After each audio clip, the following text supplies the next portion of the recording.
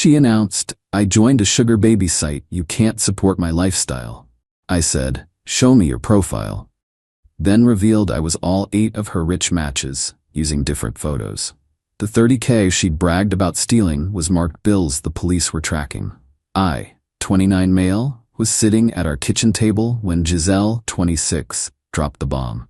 3 years together, and she hit me with this while I was eating leftover Chinese food. "I joined a sugar baby site," she announced like she was telling me she'd switched to oat milk. "You can't support the lifestyle I deserve." I literally had lo mein hanging out of my mouth. "What?" She flipped her hair, that stupid move she does when she thinks she's being boss. "Look, nothing personal, but your salary is limiting. I need someone who can actually provide." For context, I make 85K a year as a software developer. Not rich, but we lived comfortably. Giselle worked part-time at a boutique, making maybe 20K. Guess whose money paid for her BMW lease, her monthly spa treatments, and her collection of designer bags? "So you're, what? Dating other men for money?" "It's not dating," she rolled her eyes. "It's an arrangement. These men understand the value of my companionship." The audacity. I stayed calm though. "Show me your profile." She actually laughed. "Why? Jealous? Want to see what real success looks like?" She pulled up the site on her phone, turning it toward me with this smug smile. Profile name, Diamond Doll 95. Bio, expensive taste, champagne lifestyle. If you can't handle a high-maintenance goddess, swipe left. Monthly allowance starting at 10K, serious inquiries only. The photos were something. Lingerie shots I'd never seen before. Designer clothes she definitely didn't own when we met. "How long?" I asked. 2 months. Already have 8 generous daddies lined up. Made 30K so far. She was bragging. One of them owns a tech company. Another has a yacht. They appreciate what I bring to the table. And what's that exactly? Class, beauty, the kind of sophistication you never valued. I almost laughed. This girl once tried to return a dress to Target that she'd bought at Walmart. "Where's the 30K? Safe, away from this mediocre life." She stood up, grabbed her Chanel bag, fake B2B. "I'm moving out next week, already put a deposit on a luxury apartment downtown. My new men are helping with rent." She left for her arrangement that night. I sat there for maybe 5 minutes, processing. Then I smiled. See, Giselle didn't know about my side business. I'd been doing freelance security consulting for 2 years, specifically in financial fraud detection. I had access to resources she couldn't imagine. More importantly, I had connections at the district attorney's office from a case I'd worked on. Time to have some fun. Update 1, LMAO.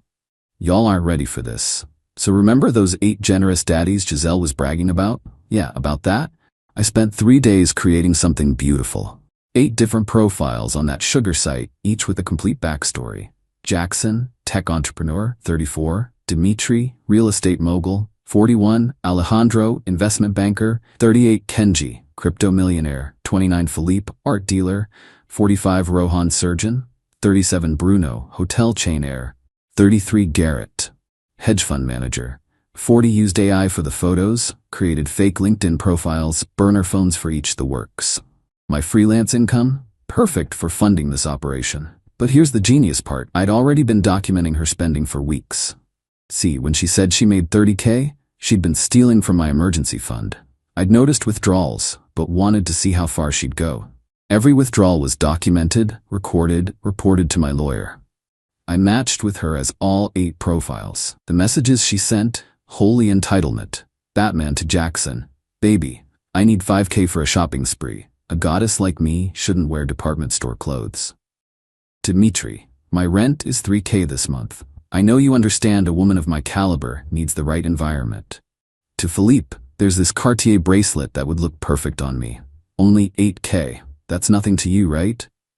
Each persona I created had a different texting style. She was juggling conversations like a pro, sending lingerie pics, making promises about exclusive arrangements. The best part? Every dollar I sent was marked. Literally.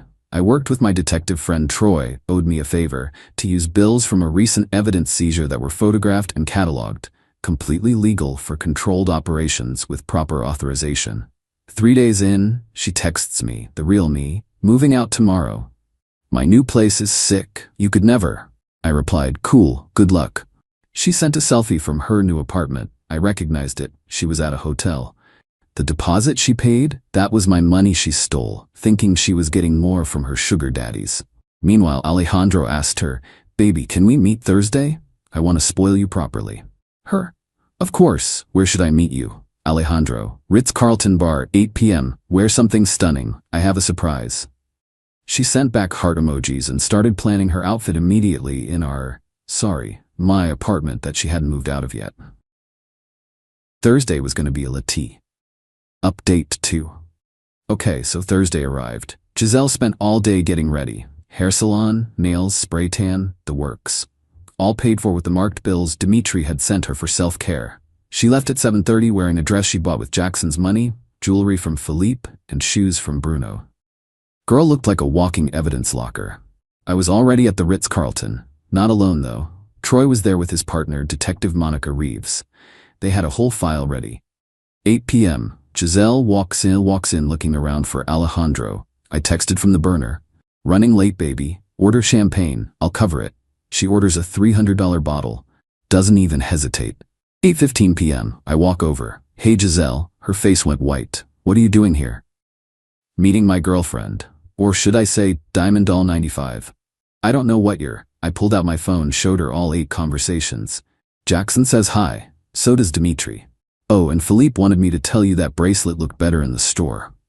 The transition from confusion to rage to fear was beautiful. You catfished me?"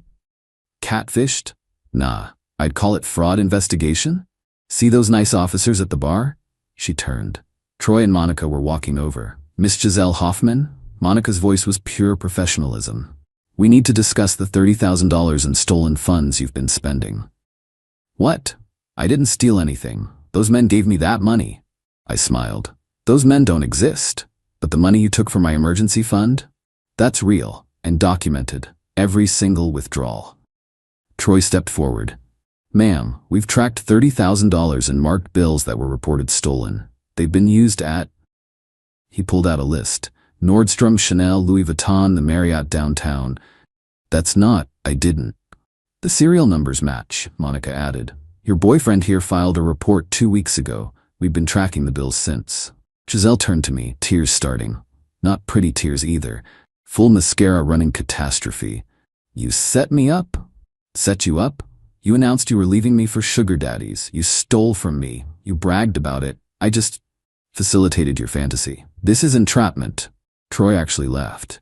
"Ma'am, entrapment is when law enforcement induces someone to commit a crime they wouldn't otherwise commit. You stole the money before any of this started. We just tracked where you spent it." "But wait, it gets better. Remember that luxury apartment she put a deposit on?" "Yeah, she'd used my information as a cosigner without my knowledge. The landlord called me that morning because the deposit check bounced. Turns out you can't deposit money orders from fake sugar daddies. Also," I added, "Jerome from your boutique called. Something about missing inventory? Apparently some of those designer pieces you've been flaunting match their missing items list." Now she was sobbing. "You destroyed my life." "No, babe, you destroyed your own life. I just documented it." Monica stepped forward with the cuffs.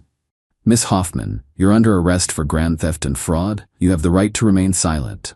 As they led her away, she screamed, "I hate you. You're nothing, a nobody. I deserved better." I sipped her $300 champagne. Cool. The bartender who'd watched everything poured me another glass. On the house, man. That was epic. Update 3. So it's been 2 weeks since the arrest, and hoo boy did the entitled circus come to town. First, her mom Diane called me crying, not apologizing, crying about how I'd ruined her baby's future. She was just confused. Young women make mistakes. "Diane, she stole $30,000. You make that in 4 months? That's not how theft works, Diane. You could have just let her go. Why did you have to involve police?" "She stole $30,000. Stop being dramatic. You got it back, didn't you?" "I hadn't, actually. Most of it was spent." But Diane didn't need to know that yet. Then came her best friend, Lucia. This girl showed up at my apartment at 11 p.m., wine drunk, demanding I drop the charges. "You're such a small man," she slurred. "Gigi was just trying to level up, and you couldn't handle it." "Level up?" She committed felony theft.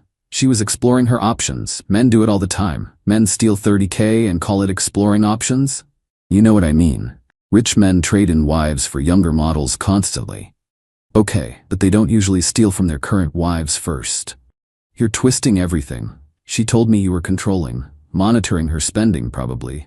That's financial abuse. I pulled out my phone, showed her my bank statements.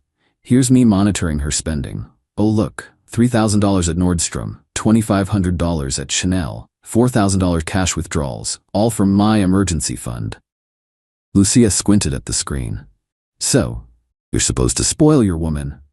With money she stole? You're impossible. She stormed off, but not before trying to kick my door. Missed and hit the wall. Hobbled away cursing. But the peak entitlement came from Giselle herself. She called from jail using her one phone call. Not to apologize, not to explain, to negotiate. Okay, so here's what's gonna happen, she started, like she was running a board meeting. You're gonna drop these ridiculous charges, I'll forgive you for the catfishing thing, and we can both move on. Forgive me? You'll forgive me? Yeah. You humiliated me. That whole Ritz-Carlton thing was completely unnecessary. You stole $30,000. Oh my God, stop saying that number like it means something. You have savings. Had savings. Whatever. Look, if you don't drop the charges, I'll tell everyone you're an abusive psycho who entrapped me. Good luck with that from jail. I'm serious. I'll ruin your reputation. I'll tell your job you're a predator who preys on vulnerable women. Vulnerable? You called yourself a goddess who deserved better than my mediocre life. That's taken out of context. I have the text messages. Those were private. The mental gymnastics were Olympic level. Giselle, you're being charged with grand theft. You're looking at 3 to 5 years. Maybe get a lawyer instead of making threats. This is not over. When I get out, I hung up. Her public defender called me the next day. Seemed exhausted already. Mr. Morrison, I'm gonna be straight with you. Your ex is difficult. You don't say. She's insisting this is all a misunderstanding. Says the money was a gift. A gift I reported stolen before she spent it? Yeah, she's not grasping that part. She also wants to sue you for emotional distress. For? Creating fake profiles to manipulate her affections. Her words. She was already stealing before I made those profiles. I've explained that multiple times. She says that's irrelevant. How is theft irrelevant to theft charges? Heavy sigh. Mr. Morrison, between you and me, take the plea deal if they offer one. This trial would be exhausting. Meanwhile, I'm getting messages from random men. Turns out Giselle gave my number to her other matches before she got arrested. These dudes were mad. Hey, is this Diamond Doll 95's boyfriend? She owes me for the gifts I sent. Where's Giselle? We had an arrangement. Your girl scammed me out of $2K. Wait, what? Turns out our girl was double dipping. While taking my marked bills as 8 different sugar daddies, she was also talking to real ones, getting money, then ghosting them. One guy, Frederick, actually met me for coffee to explain. She said she needed $3K for her mom's surgery. Sent it immediately. Then she blocked me. Her mom's a yoga instructor, very healthy. Yeah, I figured that out. She hit up my brother too. Different sob story. Something about escaping an abusive ex. Let me guess, I'm the abusive ex? Yep. Said you controlled all her money and hit her. I have never laid a hand on her. Oh, I believe you now. But she was convincing. Crying on video calls, showing bruises. Bruises? He showed me screenshots. She had bruises all right from her CrossFit class. I know because I paid for that membership and she'd posted about the tough workout on Instagram the same day. How much did she get from you guys total?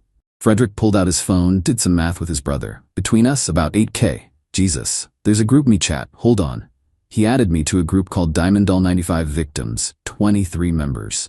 The stories were all similar. Medical emergencies, escaping abuse, family crises. The total? Over 50K. In 2 months. One guy typed, "We should press charges." Another, "Already did. Detective Reeves has my statement." Monica Reeves, my Troy's partner. This was beautiful. I called Troy, "You guys building a case? Bro, your ex is looking at federal charges now, wire fraud across state lines. This is FBI territory." FBI, 3 of the guys are from different states. She used electronic transfers. That's federal. The universe was serving justice with extra sauce. Final update. 6 months later, trial day, Giselle had somehow bonded out, her mom took a second mortgage, and spent the entire time trying to rebuild her image. She started a blog, Surviving Financial Abuse, My Story. I kid you not.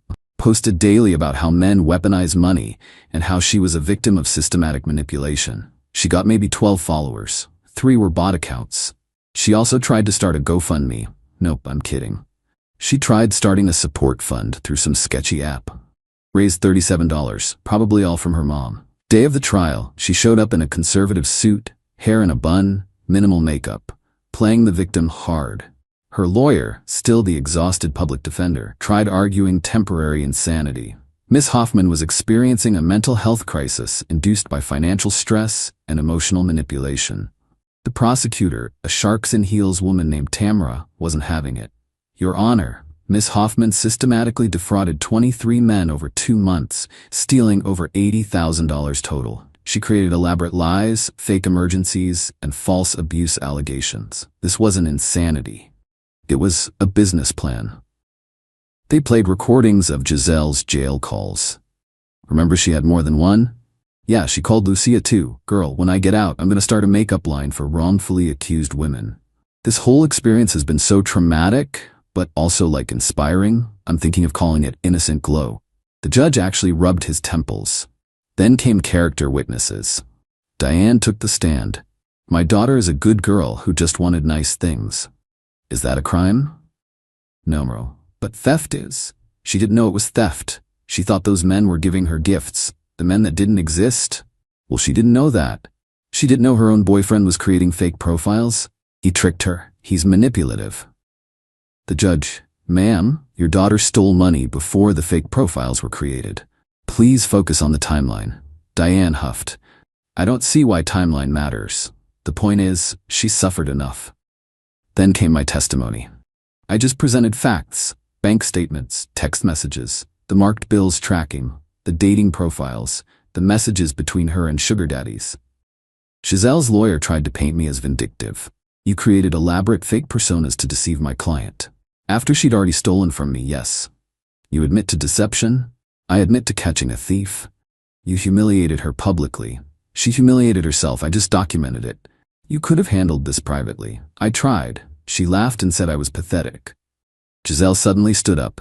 I was exploring my value in the marketplace.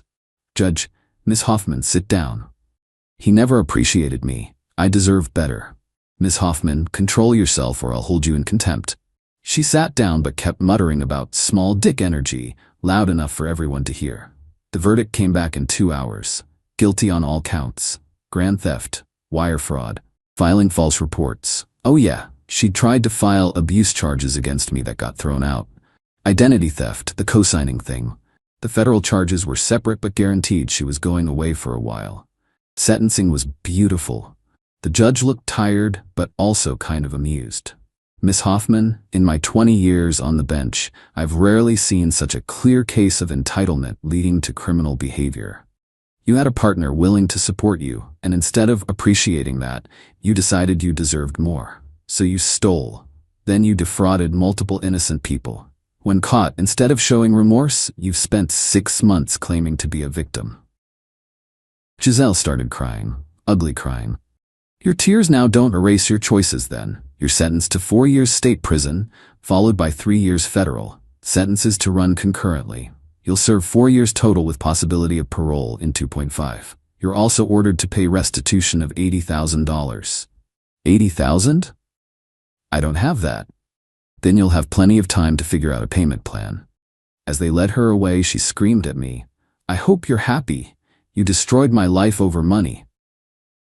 I said nothing, just watched her go. Diane rushed at me in the hallway. You monster, she loved you. No, Diane, she loved my credit card. You'll regret this. You'll never find another woman like her. God, I hope not. Troy met me outside. Buy you a beer? Absolutely. Got a letter from Giselle last week, from prison. Not an apology, oh no, a business proposal. She wants me to invest in her post-prison plan, a dating app for financially ambitious women seeking their worth. I'm not kidding.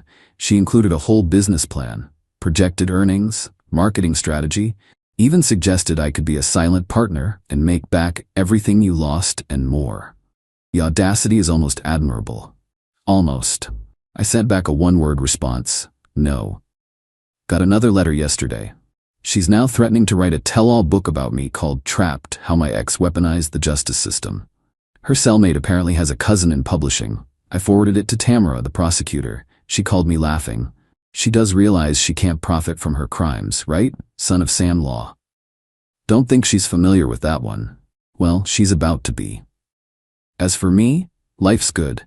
Promoted to senior developer. Bought a nice condo with my money. Dating a teacher named Ramona who thinks this whole story is better than Netflix and pays for her own dinners. The marked bills? Mostly recovered from the luxury goods she bought.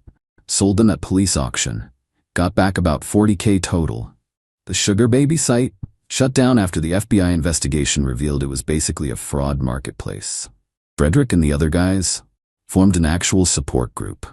They meet monthly. Call themselves Sugar Victims Anonymous. Frederick sent me a t-shirt as a joke. Lucia still posts about what a monster I am. Gets maybe 3 likes per post. Diane sent me a bill for her emotional damages and therapy costs. I framed it.